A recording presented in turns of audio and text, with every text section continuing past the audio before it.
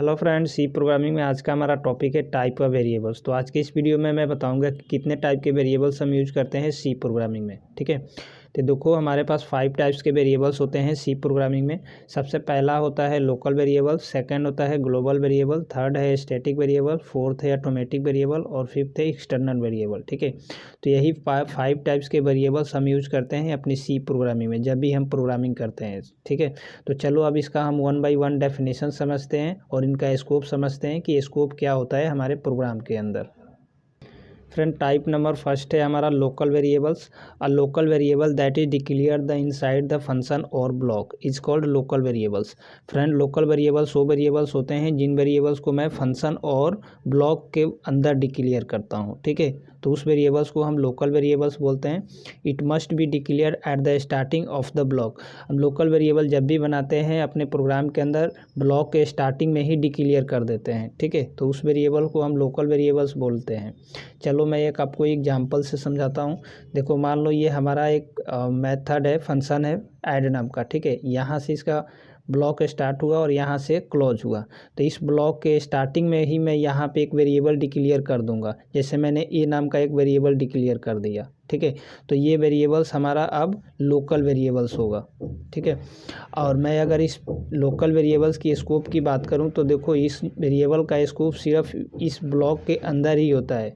मतलब कि इस वेरिएबल्स की वैल्यू को हम इस 20 को इसी ब्लॉक के अंदर एक्सेस कर सकते हैं। अगर मैं यहाँ पे इस ब्लॉक के अंदर प्रिंट कराऊँ ए को तो यहाँ पे हमें 20 प्रिंट हो जाएगा। ठीक है, लेकिन अगर इसी वेरिएबल्स को वैल्यू को अगर मैं इस ब्रैकेट्स के बाहर यूज करूं, मतलब कि यहाँ पे प्रिंट कराऊं ए की वैल्यू, तो यहाँ पे हमें एरर मिलेगा। ठीक है, क्यों मिलेगा? क्योंकि ये हमारा लोकल वेरिएबल्स होता है और लोकल वेरिएबल्स का स्कोप ही होता है with in the block method या किसी ब्लॉक के अंदर तक। ठीक है, तो ये है हमारा लोकल वेरिएबल्स। यहाँ पे आप देख सकते हो, यहाँ पे हमारा मेन फंक्शन स्टार्ट हुआ, यहाँ पे क्लोज हुआ, इसका ब्रैकेट्स यहाँ पे बंद हुआ, इसके अंदर मैं यहाँ पे एक लोकल वेरिएबल डिक्लेयर कर दिया हूँ। ठीक है, तो यही भी है हमारा लोकल वेरिएबल होता है। फ्रेंड्स, सेकंड पॉइंट है हमारा global variables. A global variable that is declared outside the function और block is called global variables. Friend, global variables वो वेरिएबल्स होते हैं जिन वेरिएबल्स को मैं फंक्शन और ब्लॉक के बाहर डिक्लेयर करता हूँ। ठीक है, उस वेरिएबल्स को हम ग्लोबल वेरिएबल्स करते हैं। ईच मेथड कैन एक्सेस और change value of this variable इधर मैन मेथड और user defined function. Global variables की वैल्यू को मैन मेथड भी अपडेट कर सकता है और चेंज कर सकता है और यूजर डिफाइंड फंक्शन भी और मेथड भी चेंज कर सकता है। ठीक है, ये मेन पॉइंट है आपका ग्लोबल वेरिएबल्स का। चलिए मैं आपको एक एग्जांपल से समझाता हूँ। मान लो हमारा यहाँ पे एक सी का प्रोग्राम है। ठीक है, मैंने हेडर फाइल को इंक्लूड कर लिया। यहाँ से देखो हेडर फाइल के जस्ट नीचे मैं यहाँ पे एक वेरिएबल डिक्लेयर किया हूँ। ठीक है, तो ये जो ए नाम का वेरिएबल है ये वेरिएबल हमारा ग्लोबल वेरिएबल्स होगा। अब देखो यहाँ पे मैन फंक्शन हमारा है, स्टार्टिंग ब्रैकेट्स यहाँ से है और क्लोजिंग यहाँ से है, और इनके बाहर मैं यहाँ पे डिक्लेयर किया हूँ ये वेरिएबल्स। ठीक है, तो हेडर फाइल के जस्ट नीचे और मैन फंक्शन के जस्ट ऊपर अगर मैं कोई वेरिएबल डिक्लेयर करता हूँ तो उस वेरिएबल्स को हम ग्लोबल वेरिएबल्स बोलते हैं। ठीक है, यहाँ पे देखो हमने एक यूजर डिफाइंड फंक्शन बनाया। ठीक है, और इस फंक्शन का ब्रैकेट्स यहाँ से बॉडी स्टार्ट हुआ और यहाँ से क्लोज हुआ। ठीक है, और इस फंक्शन के जस्ट मैं ऊपर एक वेरिएबल डिक्लेयर किया हूँ ए नाम का, तो ये भी वेरिएबल्स हमारा एक ग्लोबल वेरिएबल्स है। ठीक है, और ग्लोबल वेरिएबल्स का एक मेन इंपॉर्टेंट पॉइंट ये है कि ये हमारे प्रोग्राम के अंदर कहीं पे भी एक्सेस किया जा सकता है इसकी वैल्यू को। ठीक है, मतलब कि अगर ये ग्लोबल वेरिएबल्स है और इस वेरिएबल्स को मैं यहाँ पे भी एक फन नाम का फंक्शन बना दूँ। ठीक है, अगेन इस वेरिएबल्स में प्रिंटफ मेथड बना करके यहाँ पे अगर मैं इसको प्रिंट कराऊँ इस ए की वैल्यू को, तो यहाँ पे भी हमें ए की वैल्यू एक्सेस हो जाएगा। ठीक है, तो ये मेन पॉइंट है हमारा ग्लोबल वेरिएबल का। फ्रेंड, टाइप नंबर थर्ड है static variable. A static variable that declare with static keyword that is known as static variables. हम जब भी कोई वेरिएबल्स बनाते हैं और उस वेरिएबल्स को स्टैटिक कीवर्ड के साथ डिक्लेयर करते हैं तो उस वेरिएबल्स को हम स्टैटिक वेरिएबल्स बोलते हैं। ठीक है, it retain its value between multiple function call. और स्टैटिक वेरिएबल्स में एक मेन इंपॉर्टेंट पॉइंट है कि जब भी हम इस स्टैटिक वेरिएबल्स की वैल्यू को फंक्शन के साथ कॉल करते हैं तो ये अपने आप में वैल्यू को रिटेन करते रहता है। ठीक है। चलो मैं आपको एक एग्जांपल से समझाता हूँ।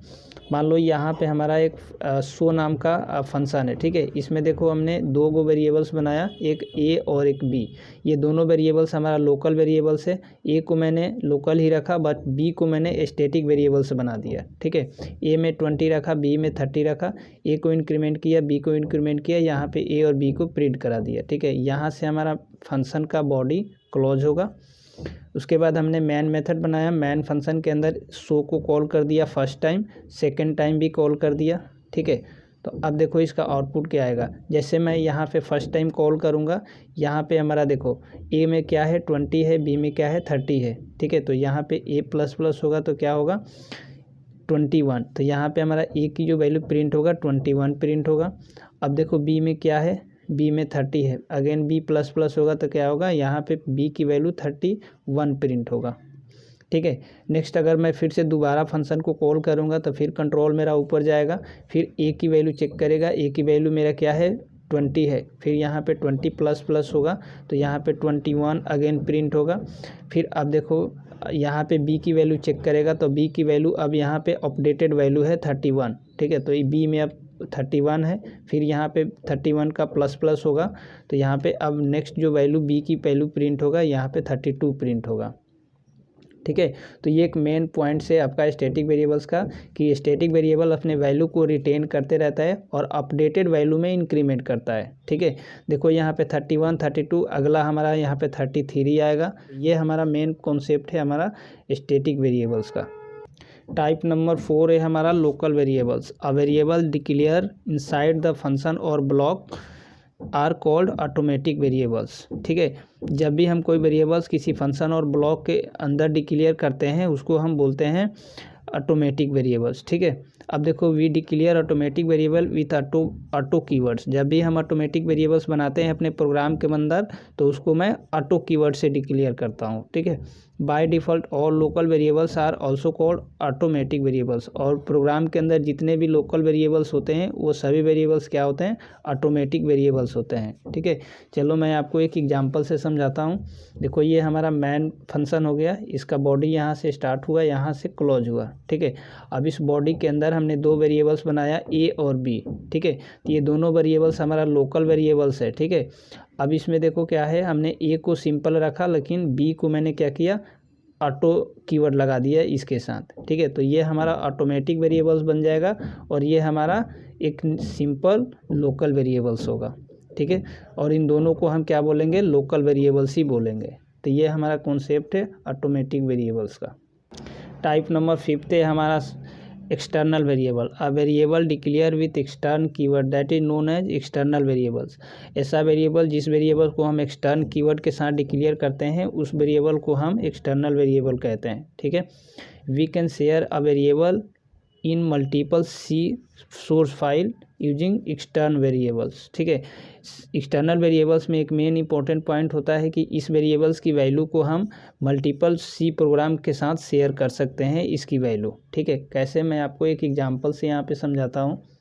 मान लो यहाँ पे हमारा एक सी प्रोग्राम का फाइल है, ये फाइल नंबर 1 है, ठीक है। और इसके अंदर हमारा एक एक्सटर्नल वेरिएबल्स है ए नाम का, ठीक है। ए को जस्ट आगे मैं लिखा हूँ एक्सटर्न कीवर्ड, तो ये एक्सटर्नल वेरिएबल्स है, ठीक है।